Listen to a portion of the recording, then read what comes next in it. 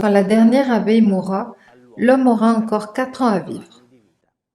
Cette célèbre citation attribuée à Albert Einstein résume très bien le rôle crucial que jouent les abeilles dans le maintien de l'équilibre sur notre planète. C'est pourquoi le travail des apiculteurs est si important pour notre société. Cette forme d'élevage si particulière, en plus de nous donner l'un des nutriments les plus précieux que la nature nous offre, nous permet de protéger et de préserver la vie de ces insectes, aussi petits que fondamentaux. L'apiculture est pratiquée par l'homme depuis des milliers d'années et ce partout dans le monde, de la campagne à la ville, du bord de mer à la montagne. Ce dernier est le cas par exemple des Abruzzes où se pratique une apiculture nomade qui repose sur le déplacement des ruches d'un parc naturel à l'autre selon la floraison des diverses plantes sauvages. 30% du territoire de cette belle et méconnue région est protégé par des parcs et des réserves. Dans la région de Laga, Gran Sasso et Sirente Velino, dans la province de l'Aquila, il y a par exemple deux plantes qui poussent au-delà de 850 mètres d'altitude et qui donnent des miels monofloraux très intéressants, la sarriette et la crapaudine. Celle-ci fleurit de mai à juillet et pousse sur des sols arides et calcaires à une altitude pouvant arriver jusqu'à 1500 mètres. La sarriette, quant à elle, fleurit juste après, entre juillet et septembre, et résiste à des altitudes inférieures à 1300 mètres.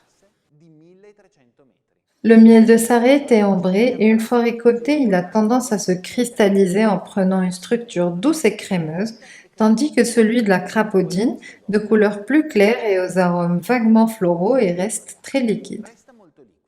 Mais du moment que plus on monte, plus le nombre d'espèces augmente. Sur ces montagnes, on en compte plus de 80 au printemps et plus de 130 en été. Même les miels mille-fleurs que l'on produit sur ces territoires sont particulièrement intéressants et ont des essences souvent végétales, plus délicates au printemps et nettement plus intenses en été.